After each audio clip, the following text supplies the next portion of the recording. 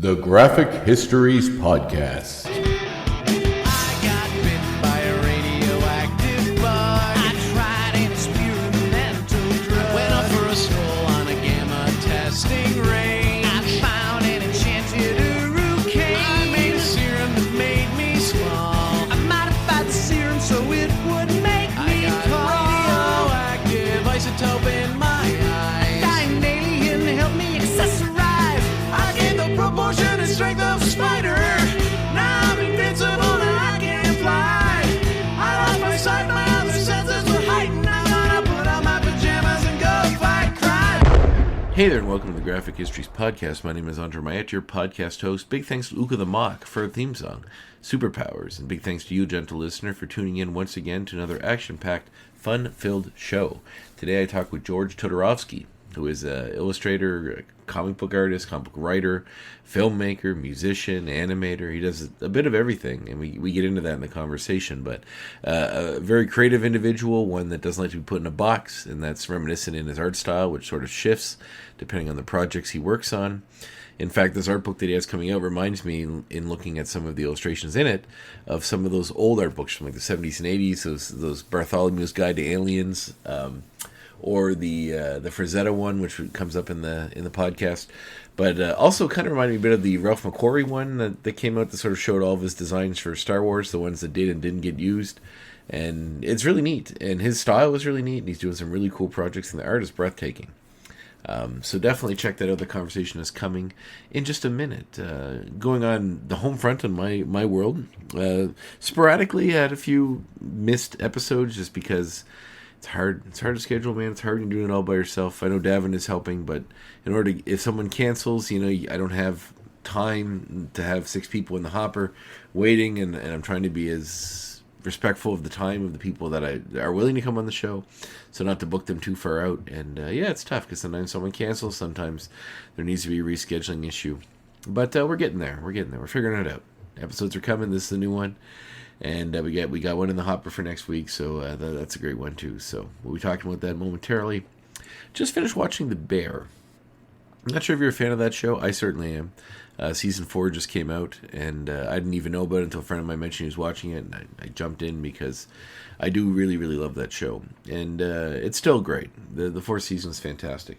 But one thing it hammers home to me a lot, especially this season, is the importance of just being honest. About your feelings, about what you're going through, about your issues. I feel like society and we as a people tend, at least a generation before mine, if you're a younger listener, probably not yours, but maybe. I mean, I'm sure it's reminiscent in all generations. But this idea that you don't talk about your feelings too much, you don't show a lot of weakness, be it of a physical or of a psychological nature. And that show is really about some deeply human things, dealing with grief, dealing with loss, family, and all the messy things that come with that, as well as art and perfection and just pushing yourself and challenging yourself and all these things that can kind of equate to any real artistic endeavor. This one particularly being chefs in the case of the show. But if you watch any other movie like Whiplash or TV show or about art or artists, it all kind of hits home. But in that show, really, I call it like Ted Lasso's emo cousin, because it does make you feel good, like Ted Lasso did, but it certainly goes a lot deeper into some darker places when it comes to the psychological side of things. And it just always sort of reminds me the importance of just being open. Like on the show, whenever everyone has miscommunications and they're all arguing and struggling with one another, usually when they finally have some kind of a breakthrough and start just being honest is when things get better. And in my own life, I've kind of started doing that too. You mess up, you admit you messed up. You said something stupid, you say, yeah, I said that because I felt guilty about this, or I said that because I was embarrassed by this, or I didn't want to look whatever. Like just the happier I've been is when you're just totally open about stuff like that, because it really, really does help. And I don't know what the point of this was. I just felt, maybe you in your life, you're going through some trouble, but it's important to be introspective, to look at yourself and say, should I have reacted that way? Should I have said that? Why did I say that? And perhaps I should just be honest with the person I said and did that to, so that we can understand one another, because we're all human and we all mess up. But admitting that is the difference between most good people and most really annoying people to be around.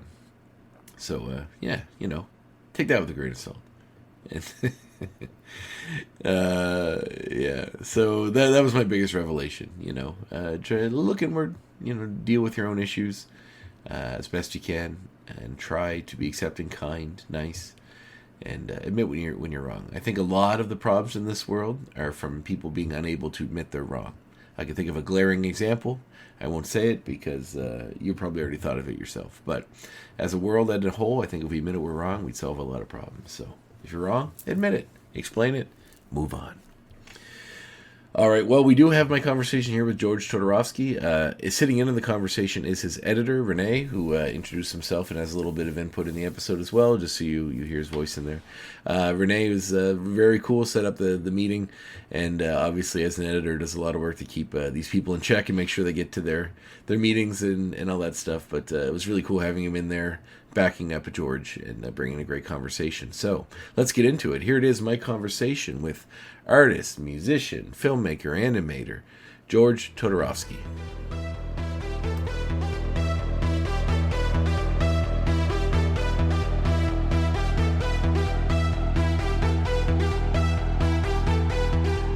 That's fine. Yeah, Cool. that's All fine. right. Great. Well, yeah, there was one that we didn't expect to be so long and ended up being over 3 hours. We're like, Oh, really? "Holy." Well, I don't normally cap it unless someone, if the conversation's going and they want to keep going, that's fine. But, usually Well, other I people, strive it for an became, hour. yeah, that sounds good. Yeah. Yeah, other people joined in. It became this big group thing. So Oh, it was a really? weird. Yeah, I just didn't expect it to go that way, and it was like we're both like, I mean, it was cool. We had fun, but at the same time, like, holy cow, it's pretty late. Well, When we were done, it you're was like, busy people, right? I mean, you got lives. yeah, yeah, I talked to someone. yeah, I think it pretty was much. like Yeah. my first interview might have been with on this show was with Ed Burson, who is a writer for Marvel, and Oh, okay. he talked about how like he would do some of these podcasts and like because I normally don't say we're starting now. I just let it go and then kind of Yeah, bring sure, it into sure. mid conversation. Yeah. But he said like people would have him on the podcast and he'd be talking to them about whatever, like just for like an hour, and then they'd be like, "Oh, great, okay, well, we're just gonna hit record now and start the comment," And then he's like, "Wait, Oh what have we been no! doing?" Yeah, Oh no! they just like they thought it was like the social hour where they just like get their stuff in and talk about it, which I thought was really funny. Oh my God! Oh, that would drive me nuts. I'd be like, "What?" Yeah, Okay. yeah. No, I don't generally tend to operate that way. I know your time is Yeah, valuable, so appreciate you guys being yeah, no on. Well, worries. Yeah, cool. Yeah, yeah, welcome to the yeah. show. So we got Nice to George. meet you. You as well. Do you want to identify yourself for the audio people, George? Yeah, I'm George Todorovski, comic book artist, writer, illustrator. Yeah, and I'm Renee, and I'm the assistant with editing and production of the books and George's art. Awesome, awesome. Welcome, yeah. welcome. So where are you guys calling in from? We're from in Scarborough. Scarborough, Toronto. Yeah, Oh, no, right, Toronto. okay. I figured as And much. You guys seem like just whenever I get Eastern time, it's usually like Ontario or New York, somewhere in that area with comic people. So yeah, Yeah, no, I'm in Nova Scotia, so I'm also in Canada, just way in the a little yes, yeah, further yeah. up to the East Coast.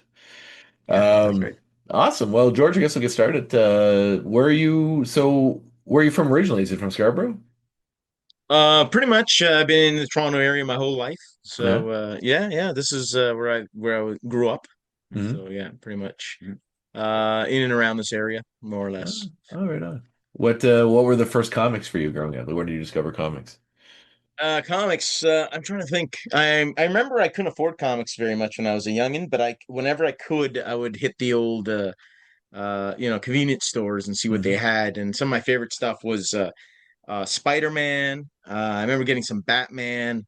Uh, I remember I got a couple of what's his name, Ghost Rider. Hmm. And then I started when I got a little older though. I started to when I had when I could afford it more a little more. I started collecting a Fantastic Four by John Byrne, Nice. This is, which I think that run is still just fantastic. Just I agree. excuse the pun. No, I Yeah, agree. just wonderful, wonderful, wonderful. I And I recently got into reread other. I recently reread Oh, sorry. the John Byrne Thing miniseries. I've been like that he did around the same time when the Thing had his own. Oh yes, Yeah, man, yeah, such good writing. It's insane how He's a good good that writer, series man. is. Yeah, it's Yeah, insane. he's a good writer, and he's done so much for the industry. It's unbelievable. Like I'm always finding new things where it's like, oh, he did this too. Yeah. He's like one of those prolific artists and writers who does so much and did Yeah. so much, you know. And I recently got more into him again, and it's amazing. Like even the stuff he did after Marvel and DC, like the Next Men run. Did you ever read the Next Men run? No, because it's one of those things that I keep seeing it in boxes. I'm like, someday I'm going to find Yeah. like a trade where I can get all this at once, but I have yet to come across it. It is So, fantastic. That really? story from beginning to end, for me anyway, I thought it was fantastic. Just the hills and valleys, and they played a lot with time travel. Oh my God, it's so good in my opinion. I think it's a great superhero movie. I remember the first thing that I'm sorry, superhero comic, Well, but at times doesn't feel like a superhero comic. It feels more like a sci-fi comic oh yeah. with superheroes in a Yeah. sense, right? And I think he did that on purpose. I think he's a very much a very, he's very sci-fi. He does a lot of sci-fi. That's even Oh, when he yeah. reads his Fantastic Four run. At times it felt more sci-fi than it did Yeah, superhero at I times. did manage to grab all those hardcovers that when they re-released his whole run on the Man of Steel, and I haven't got to read it all from start to finish, but I keep like it's one of those things you're like someday I'm going to have like a week where I'm free, or like at least a couple Yeah, days where I can read all of this because it's taunting me now. But yeah, because I have fond memories of reading it as a kid, but I don't remember it yeah. super well, so I've been looking forward to going back to it. Oh, that's Um, cool. Yeah, yeah. I enjoyed his Superman run as well. But for many years I wasn't I sort of fell out.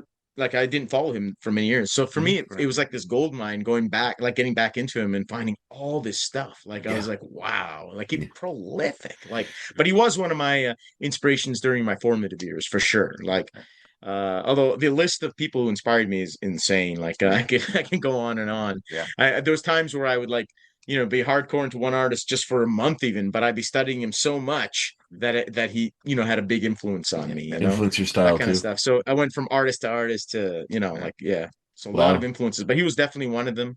So That's a yeah. good one to have. It's funny talking about all the things that you would like come across and not know he did. I have a tendency to grab like remember like in the late 80s, 70s, 80s, they did all these like horror paperback novels, the ones that like where there's like a cover where you'd open it up and there'd be a bigger painting behind it.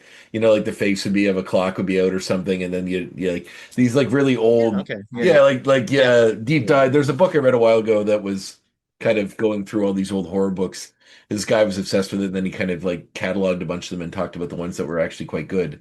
But Yeah. anyway, I was kind of going through a used bookstore looking through their old horror section, and there's a novel that he wrote that was there, which I didn't Oh know he yeah, wrote that's cool. novels called Yeah, he did. Okay. Whipping Yeah, Boy. yeah, I Yeah, knew that actually. But yeah. yeah, that's pretty cool. Yeah, I don't know what the names were. I never looked for them, but yeah, he did write some novels. The one I picked it up. It's called Whipping Boy, and Oh, I haven't okay. got a chance to Is read it it yet, any but good? I haven't yet got a Oh, chance to read it yet. But oh, I'm actually okay. looking Yeah. quite forward to it. Yeah. Because I had Oh, no very idea. I cool. was like, John Byrne, is this that John Byrne? And I flipped through the back and I looked at his picture. I was like, holy shit, yeah, I had no idea he wrote novels. So That's cool. amazing. So as you're getting into comics, did you start drawing them at the same time as well, or Actually, I was drawing ever since I can remember. I okay? remember like my earliest memories were I'd watch like a show. One of my earliest was a cartoon that I watched, Mm. and it was a movie, so it only Mhm. played once. And when it was over, I was so sad because I loved the characters Yeah. and all the stories. So I said, well, I can draw them. And then so I started drawing from memory how all the characters looked. And that was like I don't know, 4 or 5. Like I was so Wow, young. Like I remember I remember drawing like ever since I can remember. Whenever I had a chance to draw something, even if it scribbles on a wall, I'm sure, right? yeah. Yeah. Yeah. But in the kitchen or whatever. Well, I mean, Do you like, remember No, what I don't movie know it if that was? happened, yeah. but I don't know if that happened. But I'm just saying, just whenever I could grab a pen and paper or Yeah, whatever, I would scribble, doodle, Yeah. draw. awesome. So yeah, but so I think that's one of the things that inspired me, which is interesting because I also got into film, like I do short film and stuff Oh, like that. awesome, man. Yeah. Very cool. So it's interesting uh that it came from TV, film, cartoons. That's what inspired me. And it was like I wanted to sort of retell or show the characters again or tell a bit more of a story of what I saw. And I mean, I remember doing after seeing Star Trek the motion picture, Hmm. and I was pretty young then. I remember doing a comic and I was trying to draw all the same characters, Bones, Kirk, and everything, and I drew and I drew a little, whatever, 8-page comic or something, 6, 7 page comic. I can't remember. I remember same with Doctor Who. I remember I love Tom Baker Doctor Who. So then I did comics of Tom Baker Doctor Who, Nice. stuff like that. And it was to tell the story, right? To tell more Yeah, stories. Like, of oh, course. let's see what I can do with him. Let's tell more stories, like with so it was the story angle and the cinematic angle that did draw me to it in many Yeah. ways, even to painting, to drawing. Like whenever I draw stuff, unless I also love design. Like I love Mhm. doing character design. Yeah. But if I'm not doing character design, or it's a combination of the both usually, but I like telling a story in one picture. You know what I mean? Like I'll do a picture that says something, Mhm. So, whatever, an adventure scene or whatever, right? So it's always there's always that a bit of a story element, but I do love to design characters. But even then, there's kind of a story behind the design, Yeah. Yeah. So Well, it that kind sounds of like stuff. storyteller of all sorts, right? Which is Yeah, um pretty much. Yeah, I often picture have worth 1,000 those. words. Oh yeah, yeah. Well, There that's you it. go. I mean, I often have those conversations with people. But it's neat to talk to someone because a lot of people are like film fans that do comics. But it's rare that I talk to people that are like do film and comics. So Yeah, the yeah. idea like there's such a crossover. Oh yeah, yes, of course. And like designing as well, like all the design work and stuff Yeah, too. But yeah, yeah.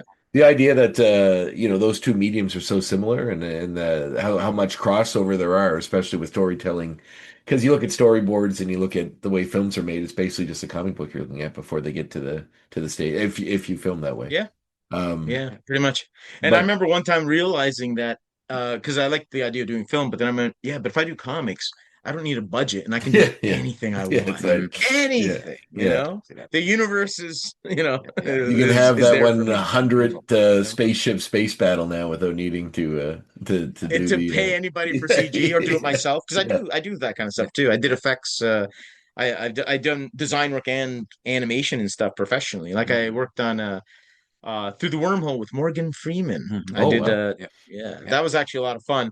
And I actually they wanted actually it was interesting because they wanted 2 segments and they wanted 2D animation but to look 3D. Okay. And that's so it's like, can you make it look 3D? Right. And it's like, yeah, sure, I can do that. Right. And I'd already played around with that with my own stuff. Like when I do my own effects, Yep. it's just like parallax scrolling. You do like layers and you Yeah. move Yeah. parts separately and until the whole thing starts to look 3 dimensional.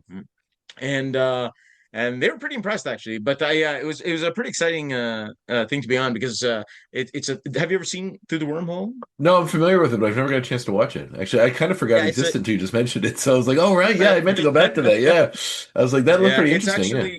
it's a really cool show. It's actually a theoretical science program. So they talk about scientific theories.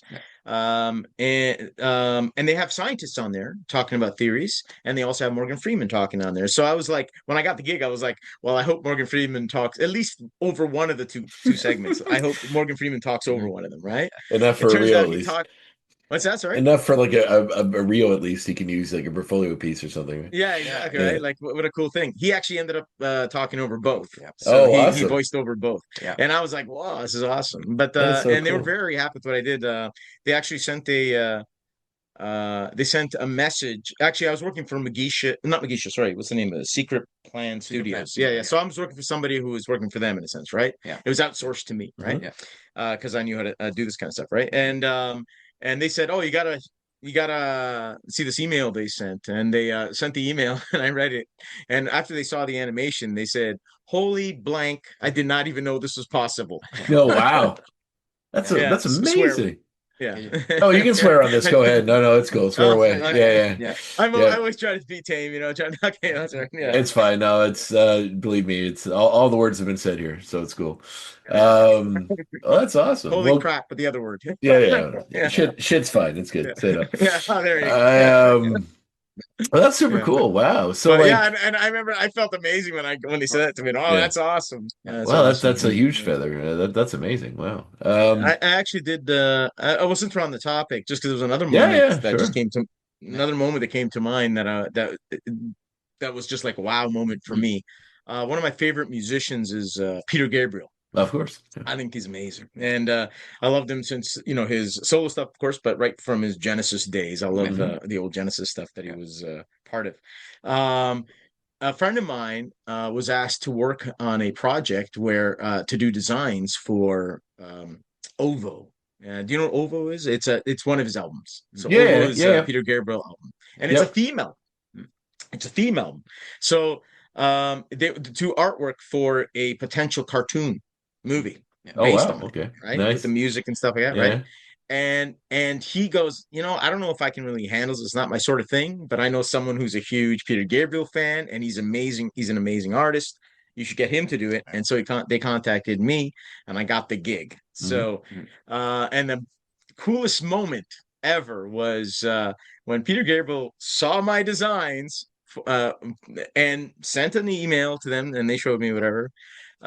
He said, I really like the designs. I could work with this artist. And I was just Oh, like, my God, man. Yeah. wow. Ah, it's That so moment rare. is still, Yeah, it's exactly. still one of those moments for me that it's just like one of the best moments. That and the Morgan Freeman, and Yeah. working the Wow. same show with Morgan Freeman, voicing over my stuff are two of the coolest moments, I think, in my, in all my art That's endeavors. amazing. But unfortunately, the cartoon never got made. But Yeah. they were given a second chance at the story treatment because of my art. Yeah. Oh wow. He said, "Well, I really do like designs," and so he decided to give them a second chance Wow. because he enjoyed designs, right? So that's Well, just that's like wow, right? like But that's it never came through. But yeah, that's such a like the stories about like because trying to interpret things through like music as well, right? Like getting the style of the artist, getting like understanding them enough to be able to visualize that, because there are certain things that you can see music videos made to certain artists' music if they're animated, but sometimes the style doesn't seem to fit. Like, but to be able to yeah, have the okay like from the artist itself and that he feels that you're interpreting his vision the way that he would in that way is, I mean, you got yeah. a link there. Oh, Like, that's so cool. it was amazing to me. I Wow. was like, yeah, and I mean, they never took any of my advice because when I should go on too much. Yeah, they're great. They're great people. Yeah. Great. It was a great experience. But I did try to make some suggestions, but it's all good. It's all good. That's funny. It'd be But better if you were like but giving him music notes. You're like, could you in maybe terms of the up here? story, Yeah, I know. I'm just kidding. But if you could go, yeah, no, that's not amazing. Gabriel. No, I no. know, I know, I Give any know, suggestions to Gabriel. I know. But it'd be so funny if you did. You're like, oh yeah, maybe a little flat here, Peter. Can you bring it up? I'm thinking maybe this should be in the key of D. Make it a minor. It needs to be a little more somber. Yeah, it's a little flat, Peter. Yeah. Yeah. Oh Oh my wow. gosh, Yeah. it's funny. Well, Oh man, it's unfortunate though. I almost got a freaking a phone call with him too, but Yeah. it fell apart just before it happened. And I was like, no. my closest was I'm a graphic designer and I worked for Anne Marie she's from Spring Hill in Nova Scotia and they were putting up some big center Yeah. that she was like her cultural center that's in honor of her or something. And I had an email conversation with her once, but it was mostly one and then it was mostly through her assistant, but I was, to get notes that'd be like, and not that I'm like a big Anne Marie fan, I got nothing against her, but she's not high on my list of favorite Yeah. artists, but it was just funny to be like, well, Anne likes this, Anne likes that, would you change that? Anne feels, and you're like, I'm 1 degree away from Anne Marie, which is funny. That's So, pretty cool. That's That's yeah, pretty yeah, cool. I'll take it. Yeah. I'll take it. Yeah, oh, for No, sure. For I sure. would You won the prefer Peter Grace Gift. Gabriel, but yeah. Yeah. That's still pretty cool. She's an icon, right? Yeah, for sure, for sure. Cool. Yeah. Well, so as you were kind of like getting into art and drawing all the time and maybe on the walls, who knows, were your parents like supportive of this career in art that you were sort of cultivating? Um, I think so, somewhat. But there were also a lot about you know, getting a 9 to 5 job, right? So it's kind of back Yeah. and forth. But they became more and more supportive over the years, Yeah. like much Probably much more based on how more successful you got, right? That you're getting the Yeah, somewhat.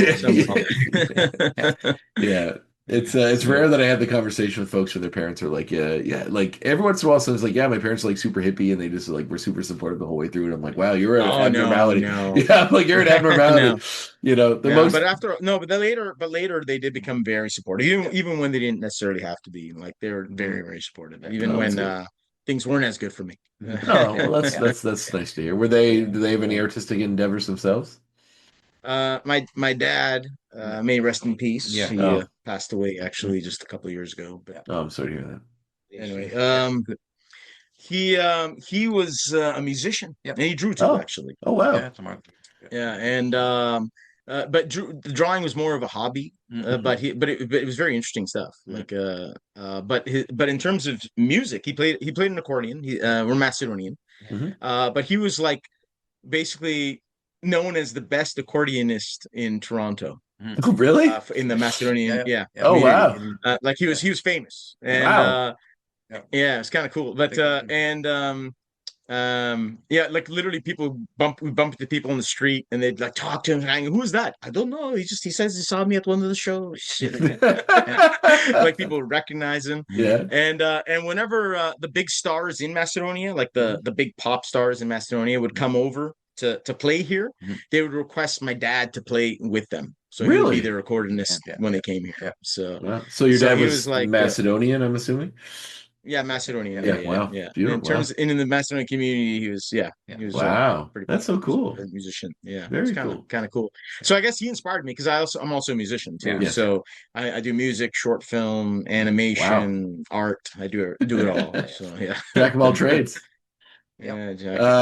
That's awesome. No, that's huge. I do a little bit of acting and I play, but not just for fun and drawing and stuff. That's But cool. yeah, That's but cool. I do That's cool. I do enjoy the acting side of things. That's always been a big part of me. Oh, that's great. Excellent. Mostly cool. Yeah. stage, but I get the occasional job whenever they're filming something out here. So That's cool. Yeah, That's great, cool. great. Yeah. I have a very distinctive Yeah. look, so I tend to get a certain type of part. Usually it's some Oh kind yeah, of typecasting. I guess, yeah, right? yeah. Usually some kind of a thug or a cop or a Oh, yeah. bouncer or something, right? But Oh, you look like a nice guy to me. So oh well, thanks. I But- appreciate it. One of my side gigs is I'm a professional wrestler as well, so I think that lends into Okay. that Yeah. world Oh, where wait. they're like, Yeah, you're I saw the fitting in. pictures. Yeah.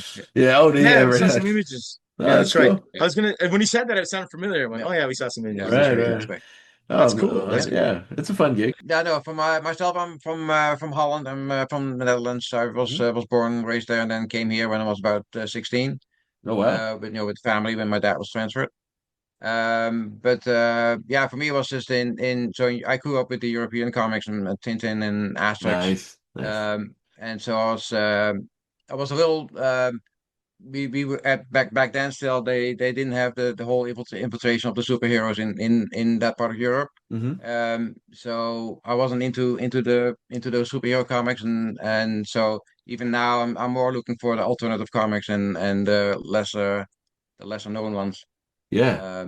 So I'm not as versed as George and as you, I'm sure, as the in the superhero comics parts. Oh, there's nothing wrong with that. He's There's thinking into them. Yeah, yeah. yeah. Some of them got Well, he loves Yeah. like the Watchmen, Yeah, Dark Knight, the heavier, cooler, heavier, yes. better written stuff he Right, gets yeah. into. Yeah.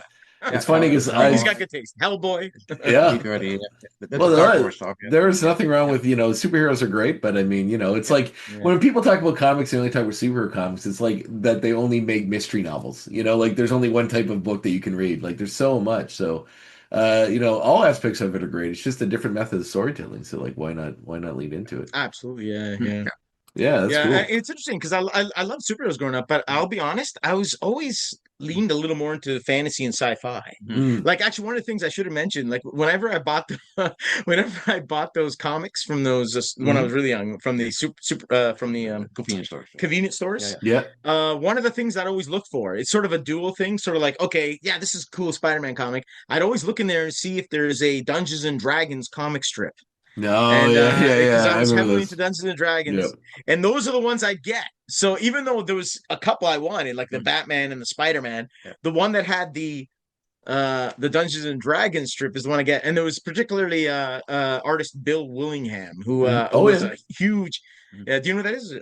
Oh yeah, of course. You probably know him also from writing.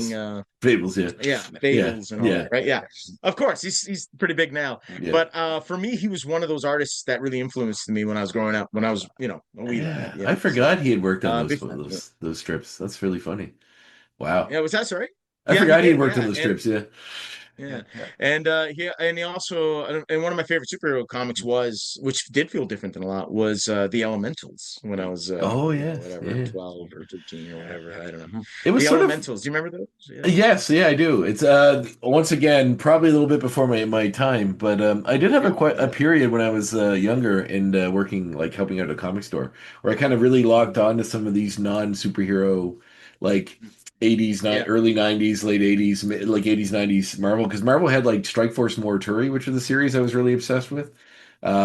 Which was like a really like sci-fi bend, kind of superhero-y, but not really. And plus Yeah. like Micronauts and a bunch of those other things that were sort of Oh, around that yeah, yeah. time period. Rom Yeah. Space Yeah. Knight that had a sci-fi Oh, bend, yes. yeah. okay. Yeah, a Yeah. lot of those weird like new universe titles like Kickers Inc. and stuff. I don't know why. Like they're not great, but I remember when I was a kid I was pretty obsessed with them. And I think it was because That's like cool. as a Yeah. collector you're trying to get all that stuff. So wow, that's Mhm. really neat. Cool. So Yeah.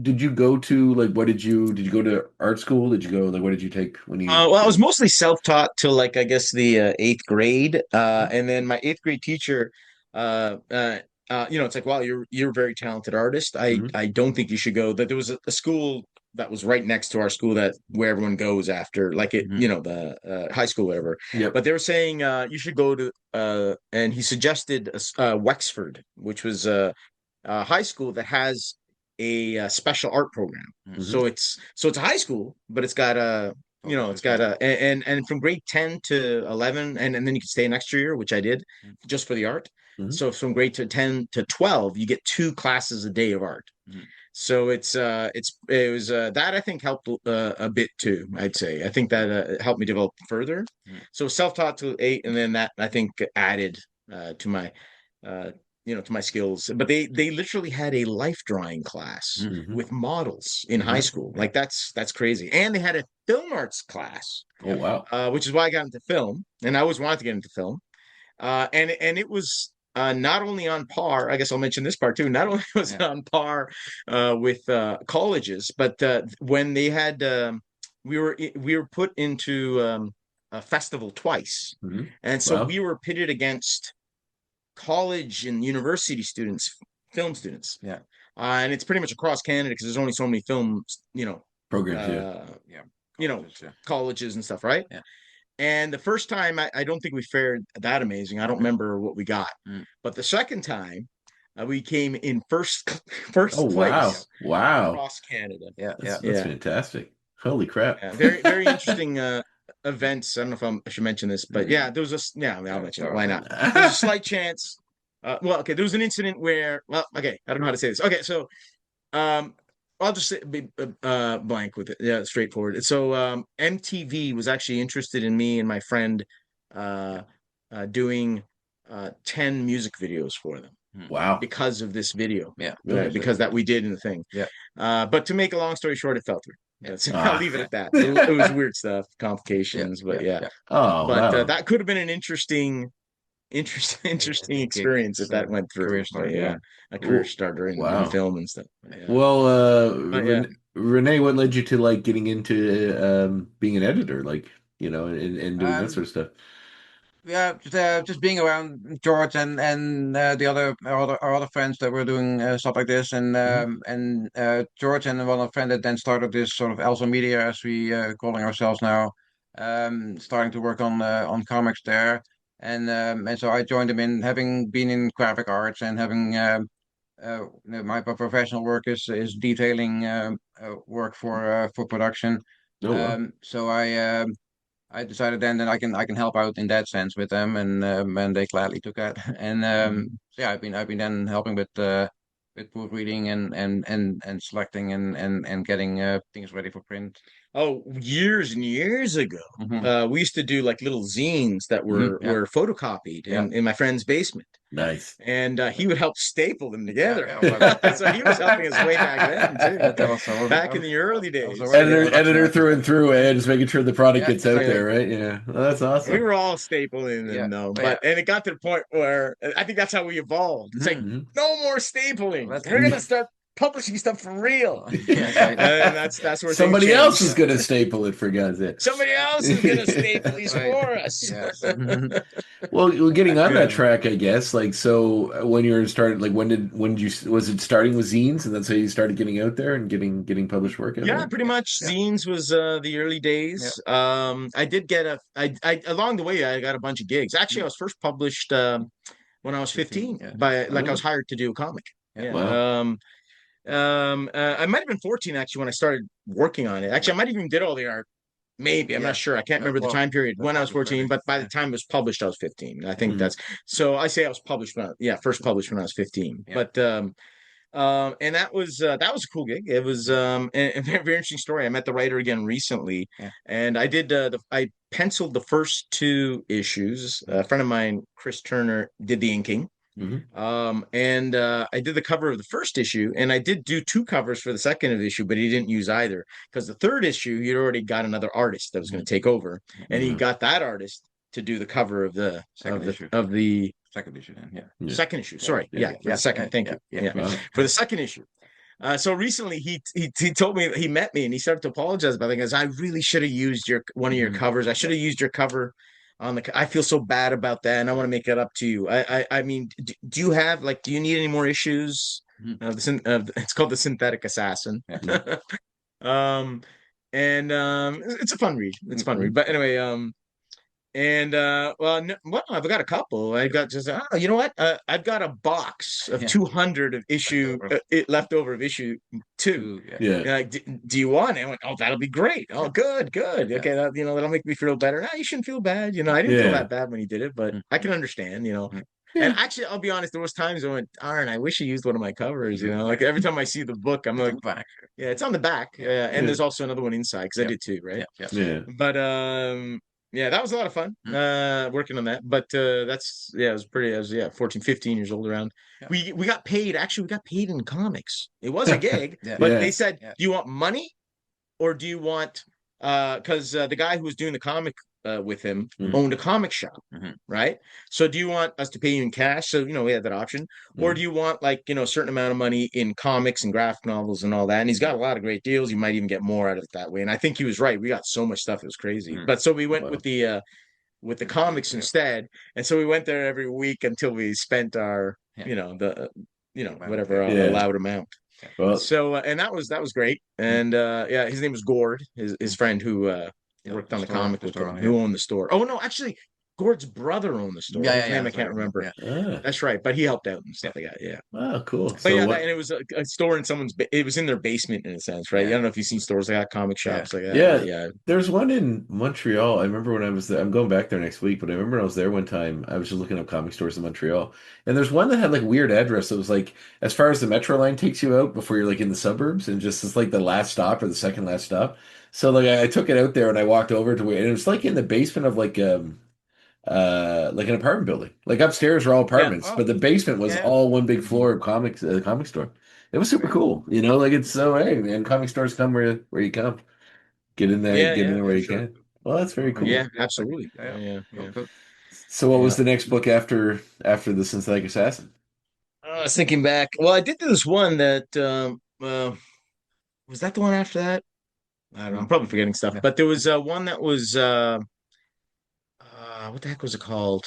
Stuff, I think. Oh yeah, with Stuff. Kevin. Yeah, with Was that Kevin. what it's called with Kevin? Yeah. Yeah. I did all the backgrounds and the inks of characters and backgrounds. And then a friend of mine, Kevin, did the character drawings. Yeah. Awesome. And it was a weird thing because it was during that time you could sort of know if something's going to be big or not because there's usually a buzz in the industry about Mhm. something before it comes out, and there was a buzz starting to happen about this book, but they didn't bring it out. And then we're going, why aren't they bringing it out? Why aren't they bringing it out? And they went, and then it was so odd because they said we're not going to pay you till we bring it out, No. Oh, and yeah, and they didn't pay us because they never bought it out Yeah. until a few years later. Yeah. So Like 3-4 years later, Yeah. I somehow popped up in some sort of Google search or whatever, right? uh-huh. And I was like, "What the hell is this Yeah. stuff?" They did it, and terrible job on the cover where they took like some panel from inside And blew it up. and they blew it up, Yeah. and it was just, and they stuck some weird pictures like images of strawberries that were in the that were drawn other places in the book. So we never got paid for it, and but it did get published, so there was that. But anyway, Well, so that was a weird one. that's horrid. that's Yeah, I that's know, the I know. worst. Hey, you wanted to know the next comic origin? I think No, that was no, it. no, it's But all good. No, actually, hey, I mean, we did have a comic company in high school as well. How could I forget Okay. about that? Yeah. Viking Comics. So that was actually my next book. Come to Okay. think of oh, it, was Lathrin. It was a medieval adventure. It was actually going to eventually turn into medieval sci-fi because I had this whole big Mix, story yeah, arc yeah. that was kind of cool. I want to revisit it almost, but it's kind of a cool story. But Yeah. and yeah, I wasn't a fan of the script because I got a friend of mine to do that. So I shouldn't say that. I shouldn't say that. No, I gave him total free license, right? yeah, So I accepted it. I first said, make these changes and stuff. And he's okay, I'll do whatever you want, whatever, right? And then I thought to myself, I believe in expression and artistic license. And you know what? absolutely. I said you could do the script. We'll keep everything Yeah. there.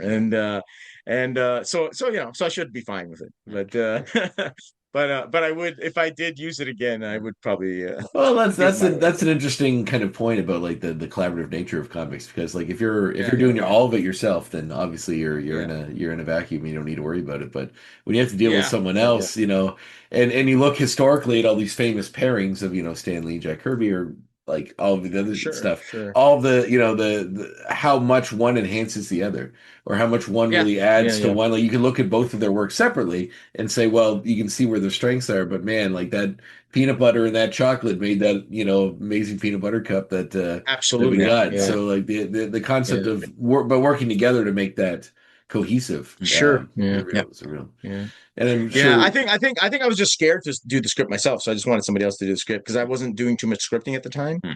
Uh, but now I prefer doing my own scripts for my stuff. I Well, think yeah. but it is kind of cool sometimes Yeah. doing a nice collaboration. Mhm. And like one of my favorite collaborations I've done, there's been a couple that are really good. There was one for Visionary Comics with Jeff Lau, Yeah, yeah, yeah. and it was kind of a little bit of a play on John Carter of Mars. There was a Mhm. touch of that sort of thing going Mhm. on. It was called Regulated. The Regulators. Yeah. Uh, So that was it was for Visionary Comics. That was a really good uh collaboration, I thought. And he gave me some leeway and even altered some of what he did based on my designs. And you know, I made the main character seem a little smug and cocky visually, so he mhm. played into that with the writing, Oh, that kind of cool. stuff. So it's kind of cool, right?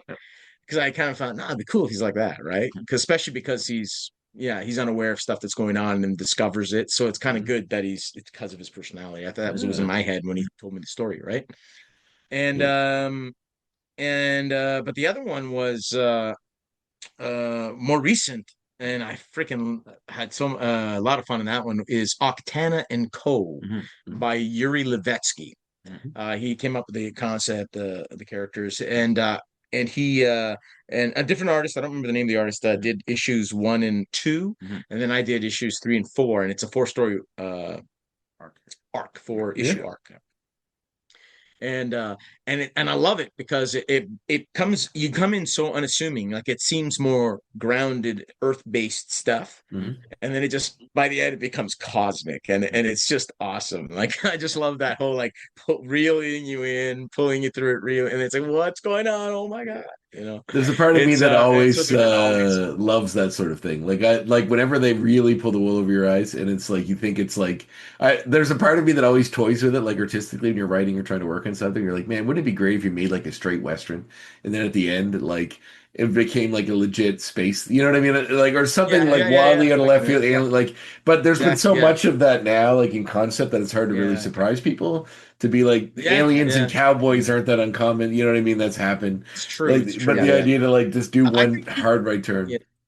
Yeah, but yeah, I think he did it in a very good way. Like yeah, it was very gradual and organic, yeah. right? Mm. And it made sense, Mhm. It was like yeah, it was anyway, so it was interesting and it was kind of a kismet thing in terms of like getting on that book. This happens actually to me from time to time where well, okay, so I read the first 2 issues and he wanted me to do alternate covers. So I Hmm. did for issue 1 and 2, I did alternate covers. Yeah. Actually it's funny. Mm. He got me to do a sketch cover Like, for the first one Uh-huh. and he paid me for it or whatever, right? yeah.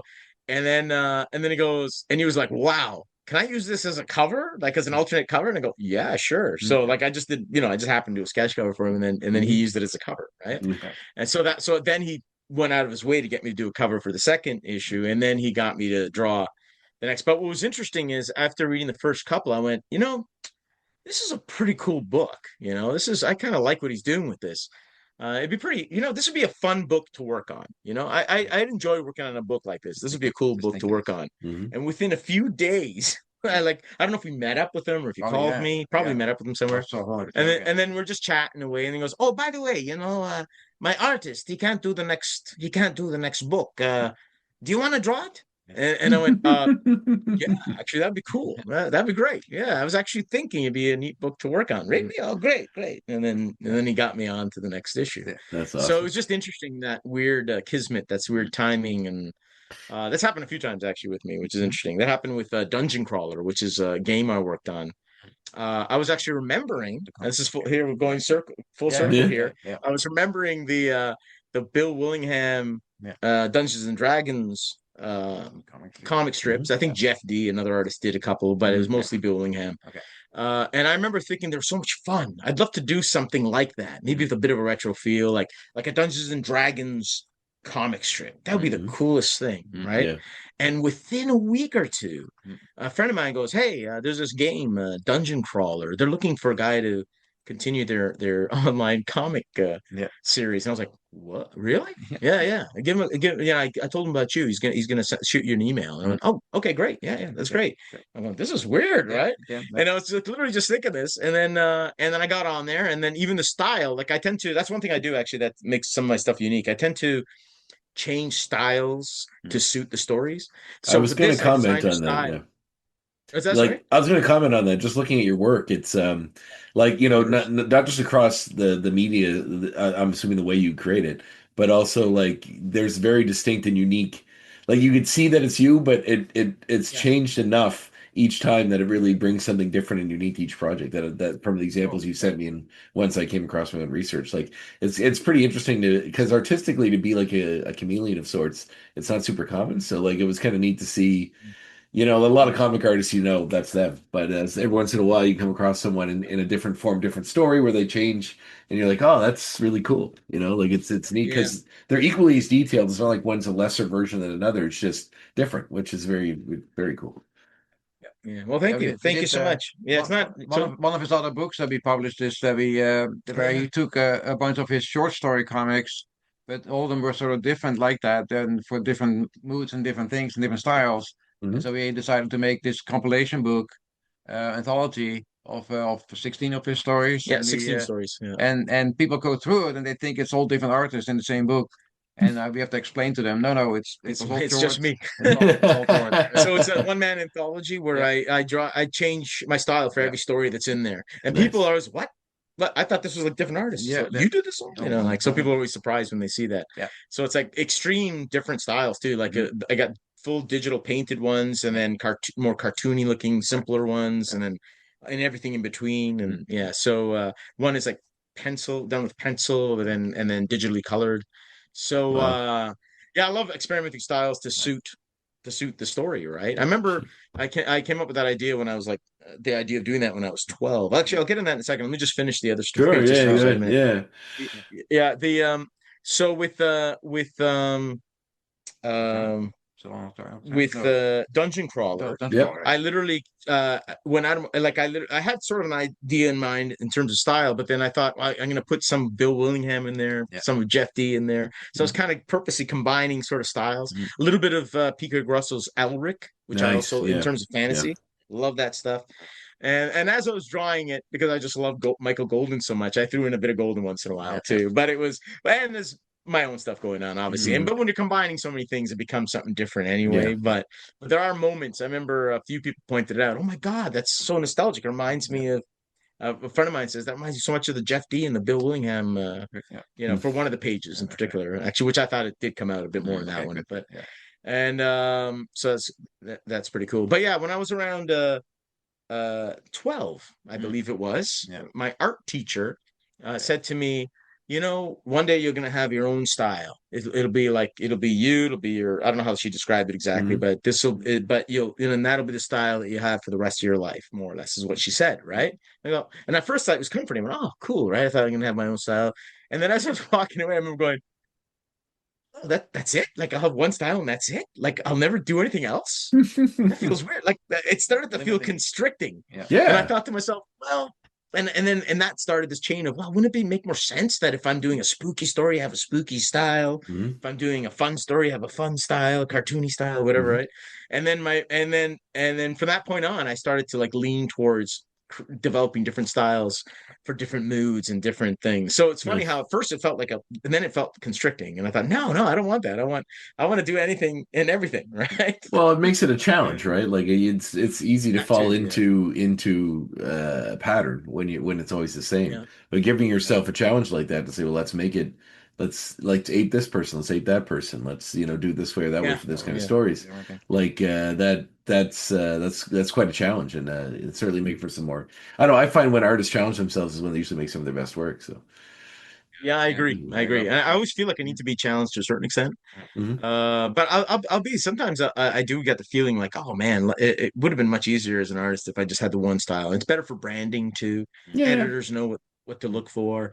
But in the long run, I'm still glad I did what I did. Like I'm still glad that I've got this versatility and all Yeah, well, to different me, stuff. it's like as an actor, it's range, right? You can do everything. Yeah. Right, there you go. To me, Yeah, it's a yeah, more of a yeah, benefit yeah. than more of a benefit. If you can only do certain types of movies, then your value is only that. So, That's a good analogy. I like that. Yeah, yeah, yeah. there you go. Use it. Yeah. Absolutely. I will probably. That's great. So the you mentioned there the book that's coming out, is that you guys have on the Kickstarter? Is that the book, that's the Yes, the anthology? Kickstarter.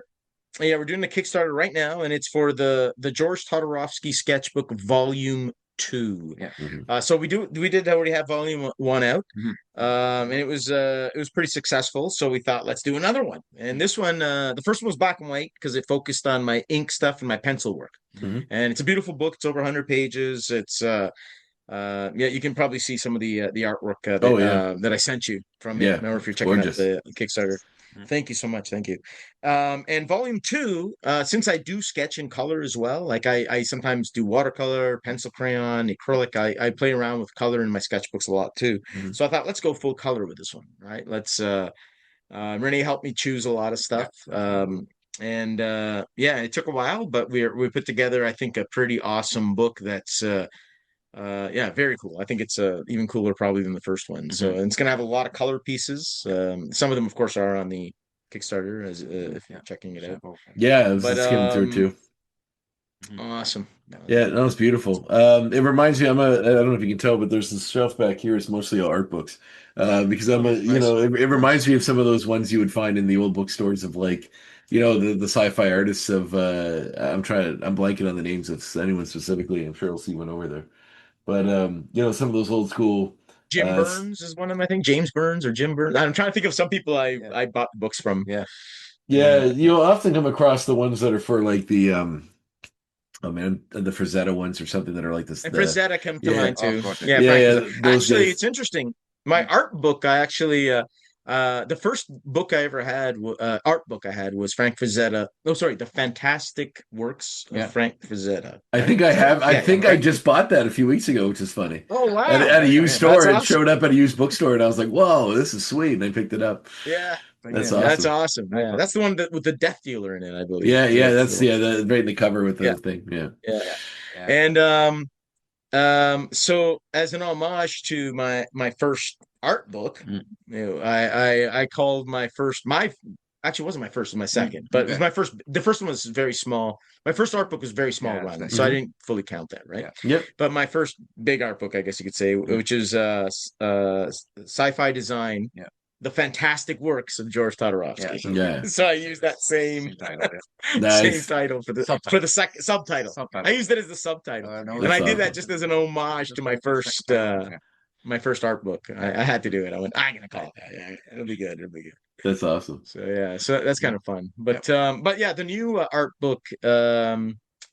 Yeah. So it also includes. Sorry, the George Torovsky sketchbook volume 2 also includes my 2023 Inktober drawings, all 31 of them in some Oh section. wow. Okay. Cool. Yeah, and but in full color, I digitally colored them all. There's still a couple I need to color, but it's pretty much done. Yeah, it's pretty much.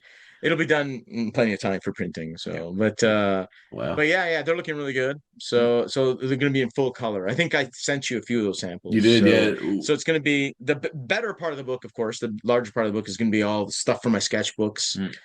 Years worth of digging through years worth of sketchbooks to find these pieces.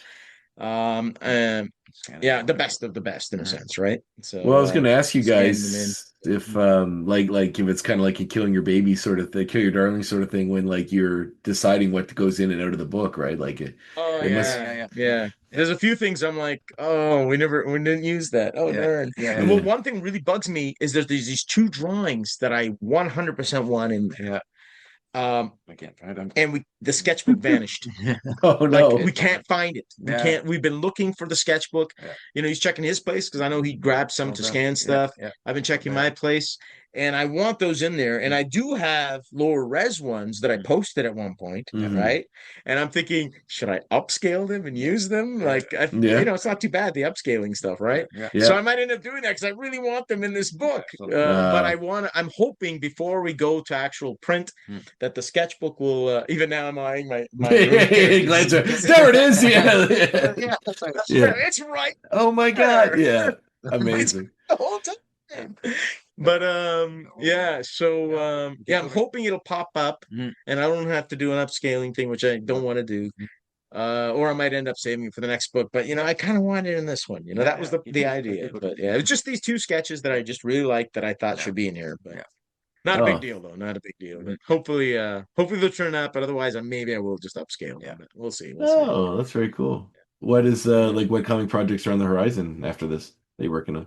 I have a couple of ideas. I may continue working on 0 Point, my comic. I don't think I've mentioned it yet. No, I was going to say, please elaborate on that. I'd be curious to hear that. 0 Point is takes place in the not so distant future, not long after we've made contact with alien life. And we're starting to move out into the universe as a species. So it's kind of shortly after contact. So it's not at contact, shortly after. There's, whatever communications about, like we're getting to know some of the species, whatever, right? And the main character is brought into a larger world that he's unaware of because, it's a recent development in a sense. Caden Porter's the main character. He develops a way to connect to a sort of field, kind of it could almost be an alien internet, but it's some sort of consciousness field, and that they're not fully aware of what it is. And he ends up communicating with a higher dimensional being that kind of changes him in really weird, strange ways. There's a borderline, almost superhero aspect to that part of it, but it is very sci-fi, right? So, So actually, I know that no one's going to be able to see this, but you can. But I'll show you the cover. That's the cover of it there. I just happen to have it right there. I kept looking at it as I'm talking about it, and it's a wraparound cover. Beauty. So it's kind of cool. But it's a pretty cool book. There's I was gonna say, So the first issue it's called issue 0 actually. So here I'll show you a couple more. So it's issue 0 of 0 Point. I only called it issue. It gets trippy at times. That's why I'm sure that bit. But metaphysical stuff, So it's I decided to call to make it issue 0 because it's called 0 Point. I just thought that was fitting, right? Of course, issue 0. Yeah, it's well branded. So exactly, right. So issue 1. Is actually I got like 20 pages of it done already, and I've got 8 pages of issue 3, but I've been so busy with other stuff that I haven't touched it for a couple of years. So I'm hoping I can get it done and get it out at some point. I mean, it's not that far from being done. So that's one of the things I'm thinking about getting to. But there's another book I was thinking about doing because like I said, I do generally do sci-fi and fantasy. But I have designed a lot of, especially when I was younger, superheroes over the years, right? Like, occasion, I do like that genre too. Yeah. And there's many that I've been redrawing that I came up with when I was, 13, 14. And the designs are still pretty cool, and the concepts and the characters, and I've made a few more over the years. So I'm thinking about doing sort of a kind of part art book, part world building history of this hero verse, Yeah. the Elsewhere hero verse. So Elsewhere Media is our thing. So the Elsewhere hero verse. And I've done so many illustrations over the years, so I can use those. And there will be some comic moments in there as well. So there'll be, write up about things that occurred with these characters, things that happened, and then you'll see some of it play out for a page or two. That, or little pivotal moments. So that's what I'm thinking about doing next in terms of a big project. So it's either that or 0 Point, but Wow. or both. Yeah. Sometimes, I mean, when I was working on 0 Point, I was kind of technically working on 4 comics at the same time, including Octana and Co. Octana and Co. got done, and then issue 0 of 0 Point got done, and then issue 2. Another book that's connected with it called Fluid, and another book that's connected to it called. Wow. Wow. You guys, man, it's quite an output. Yeah. So basically, I was working a lot, but anyway, then life happened and all that kind of stopped for a while. I won't get too much in that, but so some of the stuff kind of halted that progress. Well, it's impressive output, man, for a guy doing, for a small crew like you got. You guys are doing some amazing stuff. No, thank you so much. Thank you. Yeah. Cool. And in terms of sketching, I sketch all the time. I do that even more than the comics. So that's why it's and a lot of people say that's one of the reasons I came up with the idea. A lot of people say my sketches look like finished artwork. Like there's a lot of pieces that you wouldn't think, like a lot of it does look sketches, well done, nice, beautiful sketches, right? And there's some stuff that looks almost like finished artwork. It does look like finished artwork. And some of that's also just me with a pen just going straight in ink, just going crazy, right?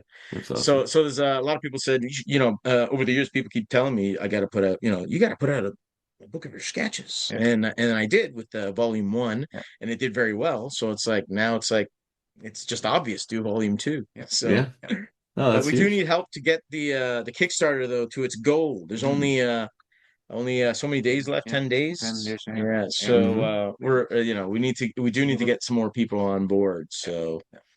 Yeah, well, I'll definitely include the link in with all the stuff talking about the show, because and get it out there as much as I can, because it's a really cool art book. It certainly deserves to be seen, I would say. Thank you so much. Yeah, we really want to get it published. So yeah. Well, just one final question, I guess, before we get through a lot of some of the other work. It says you worked on a bit for Heavy Metal Magazine. Is that true? Is that I came in my I did research? indeed. Yeah. What was that experience like? Because that's such, like, as a comic person, that's such a sort of a weird. I grew up on heavy metal, right? Yeah. So that was another thing I was into when I was younger. Probably too young to be reading it, but anyway. But I definitely was too young when I watched the movie. I think it so fucked me up. Oh yeah. It's still great, I think. Oh no, I agree. I'm not taking away from it. It's so fantastic. Yeah. Well, how did that come about? Yeah, that was actually a pretty interesting experience across the board. Yeah. We were at a show at a convention. Yeah, at the end of a con, and we were in the loading docking area, whatever, at the thing. We were going to help a friend of ours get some of his sculptures into a van. His mom was bringing the van around, right? She wasn't there yet. So we're waiting, and some guy started chatting with me, right? And I'm like, and he seemed like a nice guy, so I started talking back, right? I started, chatting with him, and he was saying that how, he was waiting for a van too, basically, right, to move his stuff on there, right? And in the same area, and after talking for a good 10, almost 15 minutes, he started saying stuff like mentioning Ninja Turtles and a bunch of other stuff, and I started connecting the dots, and I go, because he was at the show too. He had a show too, right? And I went, wait a minute, are you Kevin Eastman? Yeah. And he goes, yeah, you didn't know? And he goes, I had no idea. Well, yeah. Oh my God! Wow. And I go, oh. Yeah. So he just seemed like a cool guy, and we're just chatting, right? And had no idea who he was. And then I go, oh, you own Heavy Metal Magazine now, don't you? And he goes, yes, I do, actually. Well, I've been wanting to submit. And he goes, oh yeah, well, you should, right? And then he started giving me all this advice, the types of stories, the length of stories. I don't remember everything he said, but I took everything he said at the time to heart.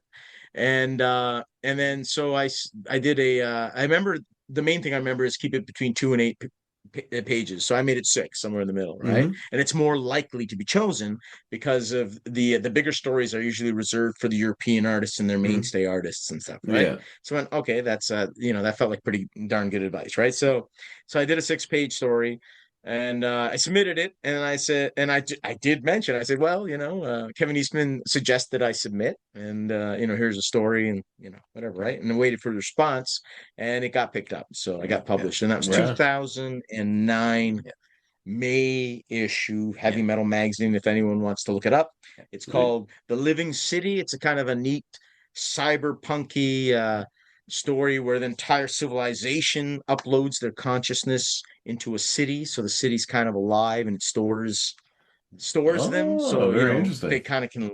I'm giving it all away. They can kind of live forever. Yeah. But it's interestingly told through an invasion. So the invasion is what kind of slowly reveals the fact that these guys can't conquer this city because the city's freaking alive. Like it is the people. The people in the city are one. That is so cool. Yeah, wow. So it's kind of I'm very happy with that story. And it was kind of, in terms of like mainstream, kind of like, there was years later, there was shows about people uploading their consciousness and all this kind of stuff into new bodies and all this stuff. But this was done in like 2009, which is before all that, kind of that trendy kind of. Yeah.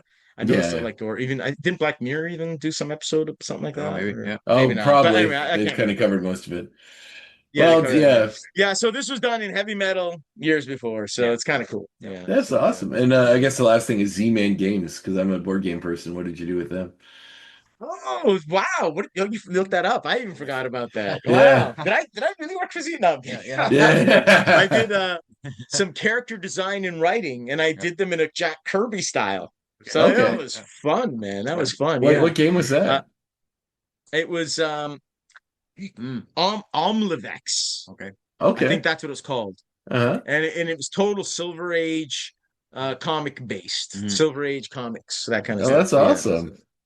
Yeah, it was fun, man. Coming up with those characters, like I got a guy that was it Kronok or I can't remember, Kron or something. I don't know. And he's kind of a huge, omnipotent Galactus type character. And there was a guy, what did I call him? He was a Silver Surfer kind of guy, but he was on a disc. He was on like a, like a circle disc, flying around. I had a lot of fun designing him. Yeah, there was 2 or 3 characters, I think 3 at least. And I remember coming up, they asked me to come up with the idea, so I did a write-up. Someone rewrote it to fit the rest of the book. Of course, yeah. But it was my origin and my description and stuff. And he used the bits of what I said, of course. But it was generally the same, just the same outline, but rewritten in a sense, like in the same style as the rest of the book, if that makes sense. Wow. So I did write the characters in a sense too, their origin and concept and stuff. So it was a lot of fun. It was a lot of fun. That was a pretty cool. I forgot about that completely. That's cool that you brought that up. Cool. Well, and I know I have copies somewhere, but I know that I got 2 copies. Oh, cool. That's awesome. Well, just let me hit record so we can start recording the episode. So that's good. I had to bring it back. Well, thanks, guys. I love it. Thanks so much. This is a blast. It was a real joy talking to you guys. Yeah. Thank you. It was fun. In the show. I definitely am going to put out the word on the Kickstarter as well, and let's get there, guys. Thank you so much. Listeners, get in there, check it out. There's a lot of beautiful work there. And it's a really cool project. So appreciate you coming and talking about it. Right. Thanks, man. Thank you so much. Have a great evening. You too. Take care.